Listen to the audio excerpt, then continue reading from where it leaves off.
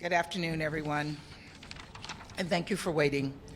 The United States will be tabling a resolution condemning the sham referenda being held in Ukrainian territory. We know the outcomes of these sham these sham referenda were predetermined in Moscow. The Ukrainian people have already demonstrated they will never accept being subjugated to Russian rule. This council and the international community must do the same. So we are putting forward a resolution with Albania that condemns the sham referenda, calls on all states to not recognize any altered status of Ukraine, and obligates Russia to withdraw its troops from Ukraine immediately. We're doing this because, as President Biden said last week, if nations can pursue their imperial ambitions without consequences, then we put at risk everything that this institution stands for, everything. Now we know how one country will feel about this resolution, but we're hoping to see the rest of the Council stand strong in refusing to accept the redrawing of borders through the use of force by any country. And let me be clear, if Russia uses its veto to shield itself from accountability, we will then look to the UN General Assembly to send an unmistakable message to Moscow. The world must stand together and defend the Charter of the United Nations. As Secretary Blinken said last week in the Council, if Russia stops fighting, the war ends.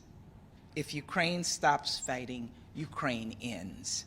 And we have seen, as we have seen, the Russian people do not want to fight. People are fleeing Russia's borders, avoiding conscription however they can. Meanwhile, the Ukrainian people are fighting bravely. They refuse to let this war be the end of their beloved country. Thank you. We have time for one or two questions. James. James Bays, Al Jazeera.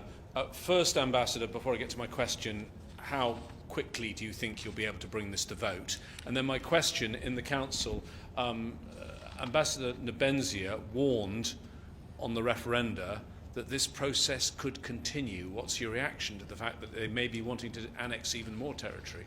Well, it's clear, in answer to that second question, it's very clear that the Russians are capable of doing this again. They did it in 2014, and now they're doing it again. So I have no doubts in my mind that they will attempt to do it, and that's why it's so important that we stand against this immediately, and that we will do. Our plan is to take a vote to the resolution to the General Assembly, if not late this week, early next week.